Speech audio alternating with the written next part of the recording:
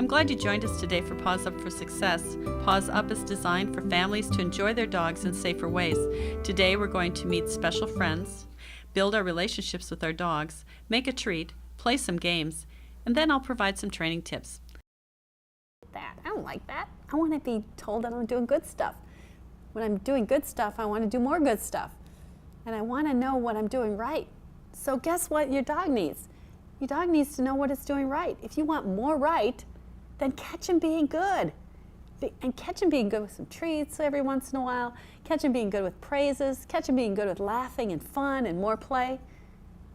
Catch the dog being good. You have to be gentle for dogs because they might bite. So we're going to invite Tegan into her own house, and she's going to be playing with Reese because you know what? When dogs and kids get together, life changes. Hi, Mary. How are you doing today? Hey, Jody. I'm good. Tegan, would you like to come in the room? Come on, Tegan. I'm going to just bring her in, and then we'll set her down. Okay. Put her on. No. Put her down on the floor. Yep, she's not going to be on the couch. She's got to come here, Tegan. Here, we can move over a little Let's bit. There. scoot in and scoot in, Tegan. Come here. Oh, she's wants to be on the cool floor because it's a little warm today. Here we go. Can I scoot in by you? Yeah, because it's snowing. It's not snowing. It's warm out. It's August. You'd like it to be snowing? Yeah. Really? What would you like it to snow for? It's kind of cold when it's snowing. Yeah, I can wear my jacket and slippers and gloves. Well, you can. And if you wear your glasses, what did you say? Your boots, not your boots. slippers. Boots, jacket, boots, jacket, and mittens. You're right. You could. And if you wore them today, you'd be very hot. Would you be very hot if you wore them today? I think so. Yeah, and let's zoom up to the snowy day. Oh, I don't think so. We could put that in on a green screen, though. We could pretend it's snowy, but we're not going to do that today. Do you have snow even where you live, Reese? Can you tell everybody where you live? Maybe that would give I live in Florida. It never snows there. Oh, well, then you do want to come here to Minnesota when it snows, don't you, someday? Yeah. Cool. So you've been with Tegan. What has been fun with playing with Tegan? What's fun for you? I like her to play fetch, but every time I throw the ball, she gets on top of me and plays with me instead of the ball. She does, doesn't she? She does. Does she And she thinks I'm a rag doll to play with. I bet, because she thinks you're a puppy, doesn't she? Does she think you're another puppy? Yeah. Or yeah. Do you kind of crawl on the floor like another puppy sometimes? Yeah. Want to go under And there? I even play with Tegan. I can go through the little kennel. You can. There's a little kiddo. Where's the little kid? Uh-oh, we lost him. Kennel. Where'd he go? I'm here. Oh, there he is. Tegan found you. Has Tegan been around children very much, Mary? Tegan has not been around children. My daughter has grown up and moved away, and we don't have any grandkids yet, so no, she hasn't. But Yeah, you are here. You are here. You are here. So what things have you put in place to help Reese be part of Tegan's family? Because this is a new environment for Tegan, right? It is a big change for Tegan, but Tegan loves kids. So the biggest thing for Reese is that we need to be on top of Tegan because she does want to play with Reese like a puppy. So she gets a little bit wild and bounces around, and so we have to stop her, and we have to use quiet voices, right? Yes. What happens if you do wild voices? What does Tegan do? Does she get real wild when you get wild? Yeah, because Tegan matches your energy, doesn't she? So if you're slow and you're calm and you're whispering, what will Tegan do? She's got to be fast. No, she'll get slower and calmer. Yeah. Just like she is now, she's nice and calm. Tegan's And what happens when I go fast? What happens when you go fast? What does she do? She's going to go fast. Of course she's going to go fast. And kids like to go fast, don't they? Yeah, even in a race. Even in a race. So we might do some things with you to show some skill building. Would you like to do some skill building in a little while? Do you know what that is? Yeah, we might do some of that. I want to talk. You got some treats here, don't you? Yeah. You do. Okay, so what do you have? What are these? Raisins. And what are these? Gummies. Okay, and in a bowl, right? So if you had them in a bowl, would raisins be a good thing for your dog? No. No. Raisins are not safe for doggies, are they? They're not safe.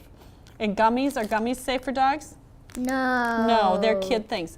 But if you were going to eat them, what would Tegan need to know? She'd need to know a word. Do you know the word she'd need to know? What? She'd need to know the word leave it. Yeah. Yeah, and you wouldn't even have to say it loud. You could just say, no, Tegan, leave it. You could try that. Just say, leave it, Tegan. Okay. Okay, so here's what we're going to do. We're going to let you try this, and I think I have some Tegan cookies. All right? Tegan cookies. Yeah, so one of the things we want to teach a puppy especially when you first get a kid, because leave it's such a good skill. I want you to put 3 of these in your hand, okay? And then we've got some more in our bowl, and I want you to put 1 in this hand, that hand, okay? This is the hand you're going to show her. That's the hand you're going to feed her with. Okay, so you're going to feed her this cookie, so put it right in between your fingers, right like this. Or actually, you know what? You're going to open your hand like that so she can lick it off your hand. For a kid, it's often better to have an open hand. Yep, and your thumb in. Thumbs, Good yep. job. So take your thumb and make it a little like this. Like make them like that. Yep, perfect. So what you're going to do is, Tegan takes things very nicely. You can go in front, and I'll show you what to do. Come on. Okay. And I'll sit here and I'll keep You'll Tegan just keep Tegan happy, okay? right here. Okay, so what I want to do is show the closed fist, show the closed cookies, these closed cookies, and say, leave it, Leave it Close your and fingers. then give her that one. here. Exactly. Egg. It's right here. So one of the first things I work with when children come to the house is the leave it command. So they have that right away, Mary. Right away they know that they can tell the dog to leave it and the dog will leave it. And Right. also feeding some cookies is a nice way to do it. Okay, you want to try it again? Okay, Ooh, so I like to feed her. yeah, but you're going to feed her tiny pieces, right? So which one are you going to feed? This one right here in this hand. This one. Okay, Stay. then you don't give it to her yet. You got to show her the whole thing. Show her these as leave it. Leave it. No, very nice. You got to be gentle. Say leave it. And then, Leave then it. Very good. And then you give it to her. Good. See, leave it isn't a command that you make it sound naughty. It's a nice command. And a lot of times people think leave it is a leave it. It's not. It's just a leave it. And then the dog says, oh, okay, I can leave it. And I get something good. Do you want me to tell you a story? Reese? Reese? Okay, so I'm going to tell you a story. We have a puppy that goes to class here, and her name is Daisy. And Daisy's friend dog got out of the house and ran away and was running. And Daisy went out the door with the puppy running. And Daisy's a little puppy. I know. And guess what her mommy called?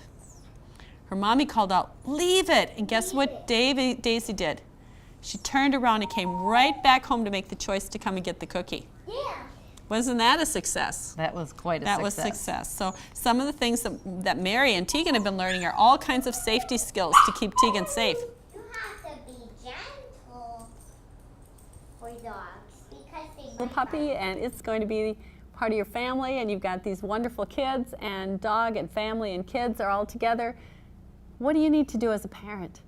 As a parent, you need to supervise. You need to keep your eye on both the kids and the dogs. It's really easy for, especially a little kid, to poke their inside their ears, or pull on an ear or a tail, or grab a huft of fur. It's easy for a kid to trip over them and fall on top of them. It's easy if they pick up a puppy, which I don't recommend, that they drop the puppy. And all of those experiences for that dog are scary. And so a dog who may not ever have shown any kind of aggression at all, who was patient and kind, and you say, my dog would never bite a kid, ever, because my dog's a good dog. Finally, for one day, has had enough. Or it was the really scary thing that the kid did, and the behavior toward the dog looks like it's the really scary thing again. And all of a sudden, there's a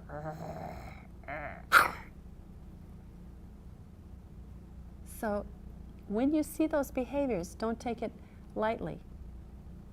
And don't up the ante of making it even more scary for the dog.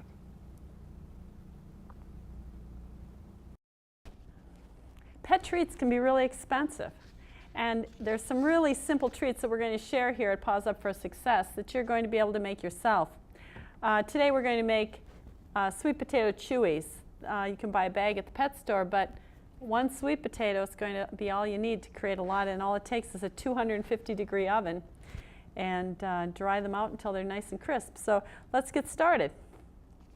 What we're going to do is we're going to have 2 sweet potatoes and a little bit of oil blend here. And then your equipment is going to be a knife. You're going to need a knife, a cutting board so you don't hurt your counter. I usually use a little bit of paper towel, and then, you know, I like these little cheap pans. They work great for dog treats. So what we're going to start with is I'm going to get the pan ready right away. Just pour a little bit of olive oil, oops, way more olive oil than we need, onto the pan, or you can use, you know, your favorite oil. It doesn't really matter.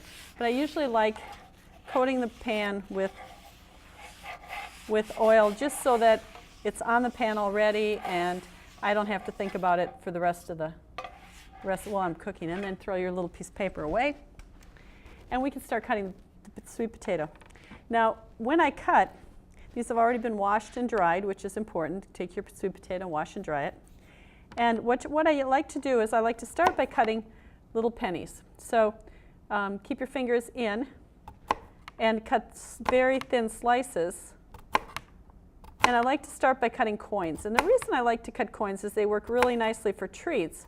But for another reason is I like to have a nice flat surface when I cut my wedges. So what I've got here is I've got a lot of little coins, and I just kind of lay them around in the center of my pan, and they'll make nice little tiny pennies for the thing. Then what I do is I cut my wedges. I start on the edges and cut longer wedges. And you need a flat surface to do that. So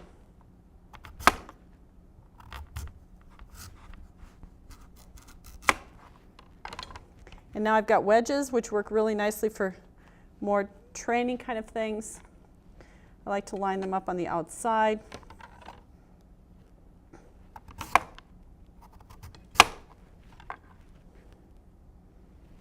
There we go. And then when I get to this side, I really like to just make some little squares. So I make some more like French fries kind of things, and make little French fry kind of things for the dogs. They're perfectly happy to eat the skins. You do not have to peel these things. For us, you know, we like to peel them, but for dogs, it's not really important. Now, my oven has been preheated to 250, and you can see about how thick I cut these. They're not cut very thick. I do that on purpose because, of course, you want them to dry out and be nice and chewy for the dogs. So the sweet potato chewies are nice for the dogs.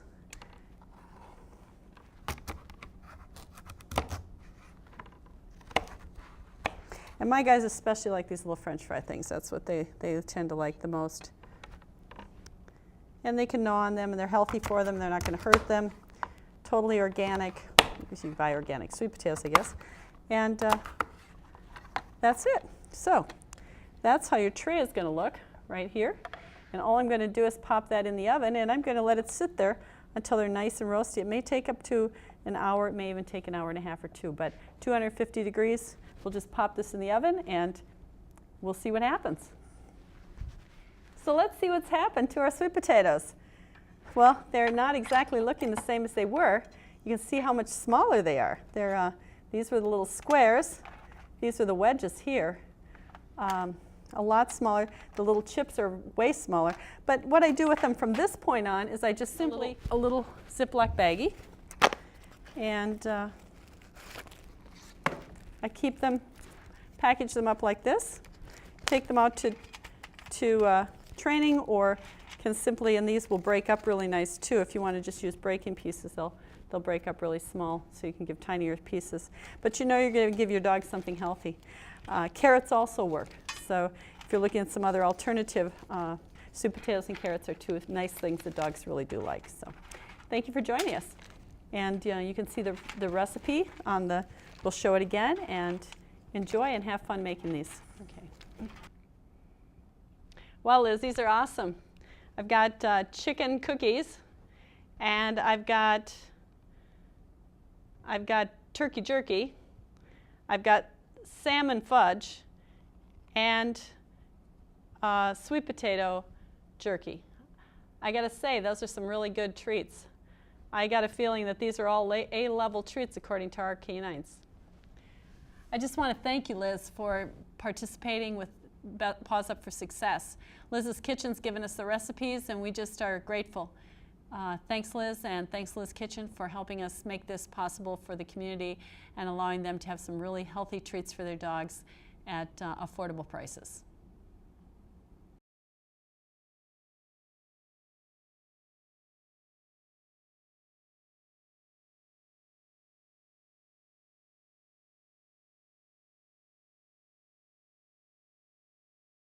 The toy too. Yeah.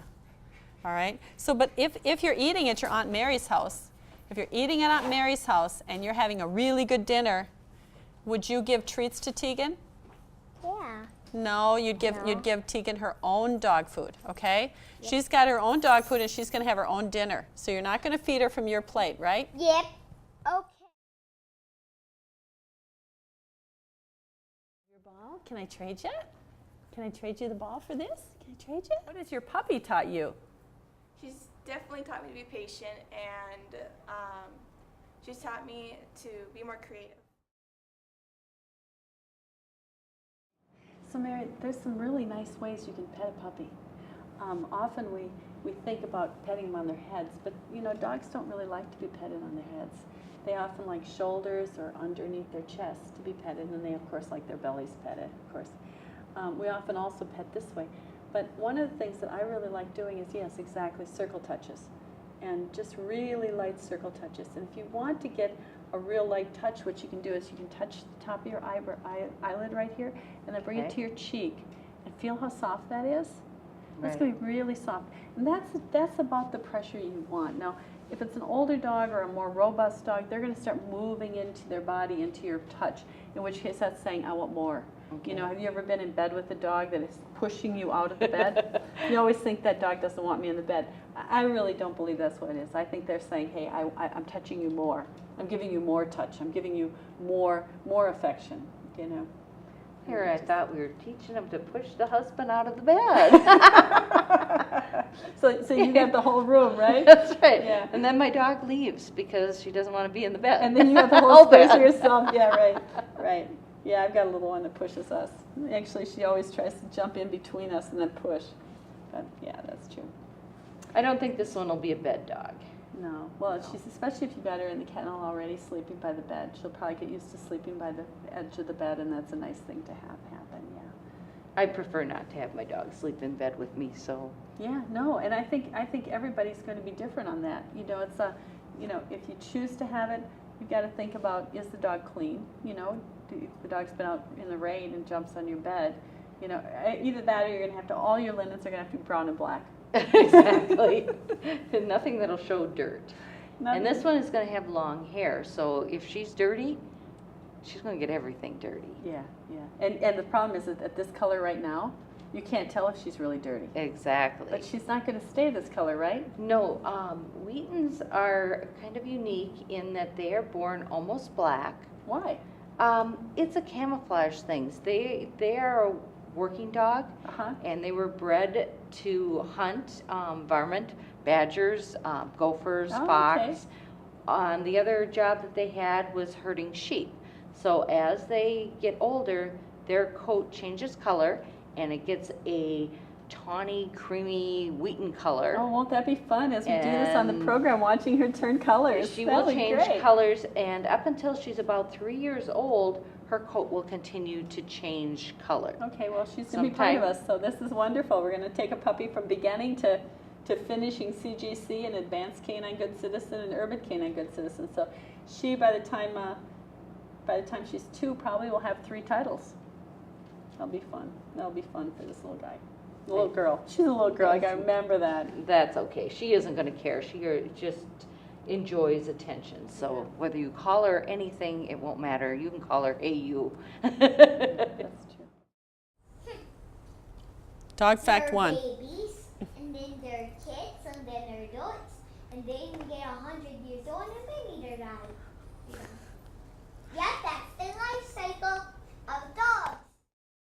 So what do kids do that can make a dog anxious, a little bit fearful? Well, one, kids run really fast, and they're busy, and their hands go out like this, and they make loud noises, and they've got big smiles, and their teeth are showing, and they're and that can be pretty scary, especially if you're about this big, or if you're about this big. That can be scary. Kids also do things like grab an ear and pull on an ear, grab the hair, poke in eyes, touch noses. Teach your children. Teach children that you're with how to be appropriate with a dog.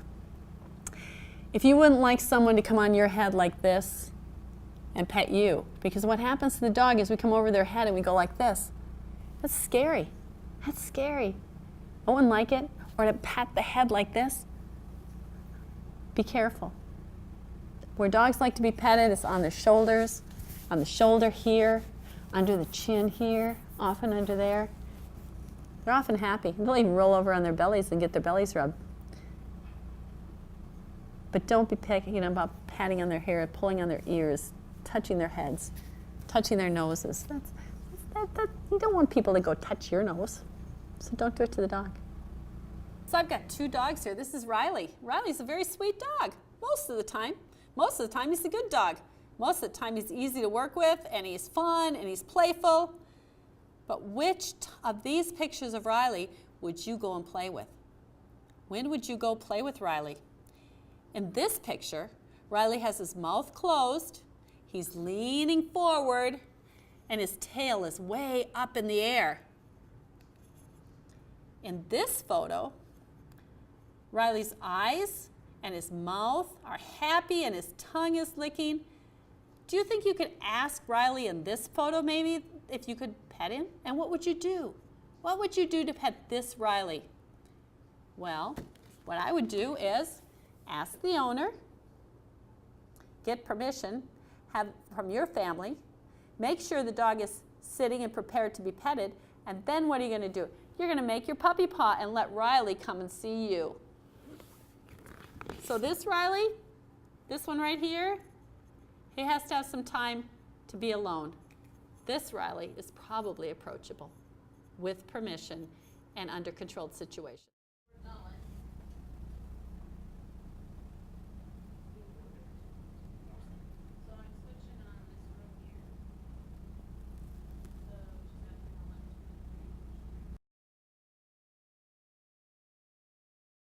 Toys are a big deal. Oh, there's so many toys. They're so fun and they're so awesome. But I'm going to show you some things that if I take this toy here, let's give it back a little bit there so you got a little more room to see it.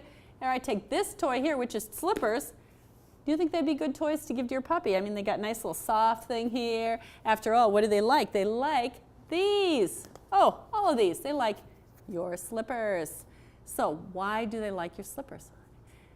You know, they like your slippers because one, you leave them out, and they smell like you. The other thing they like a lot is your little insoles, especially the guys' insoles here. They like these guys' insoles. And why do they like the insoles? Again, they smell like you. So often they don't set about chewing your shoe. What they do is they say, oh, man, this smells like mom. This is my mom, and I miss my mom, and she's not here right now, and I'm going to lick her and kiss her. And they start licking and kissing this thing, and it is yummy, and it smells like mom, and then you take a nibble, and pretty soon you've got the back end of it off. Now, what kind of things do they chew? Obviously slippers and socks, which they can swallow these, so you need to be really careful with any kind of footy.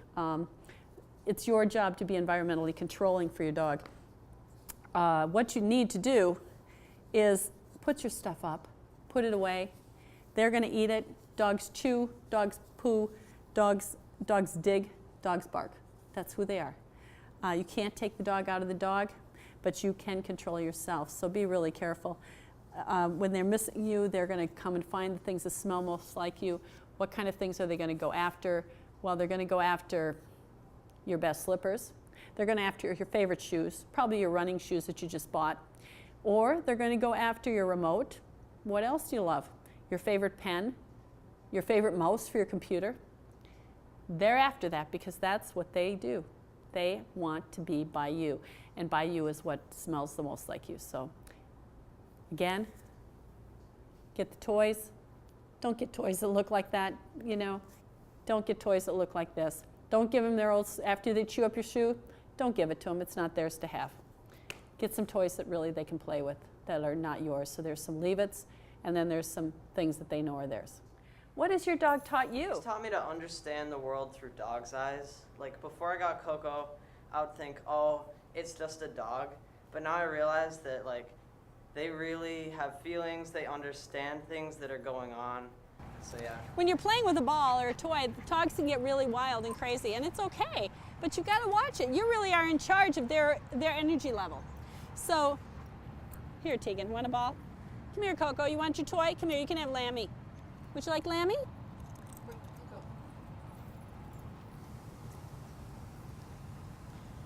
It's also okay to have dogs play with their own toys and be next to each other, and learn that it's okay for another dog to play with a toy and you don't have to have it, you know? So if Tegan wants to play with the ball, Tegan plays with the ball. It's okay for Coco to have a leave-it on the ball.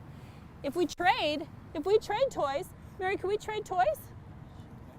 Sure. Well, let's trade this toy here, and we're going to give this one to Lammy. Oh, and Tegan wants the ball. There you go. There you go. There you go. Okay, should we trade toys? Let's trade toys. Here you go.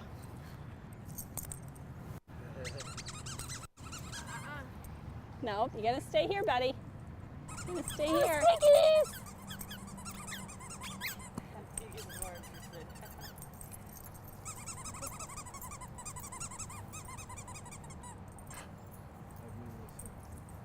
Good job, Tegan.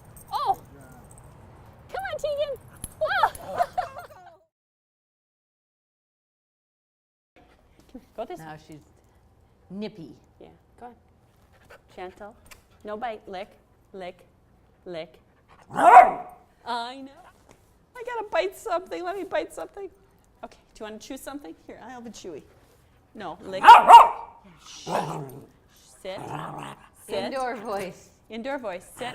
Sit. Sit. Tegan.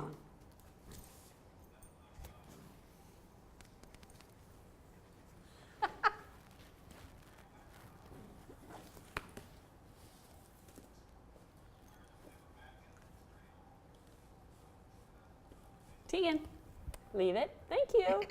Thank you. Thank you. Yeah, leave it. Leave it. Thank you. Thank you. Thank you for inviting me. Oh, you're welcome. Do you want to come back someday? I think so. Cool. I bet you live all the way in Florida.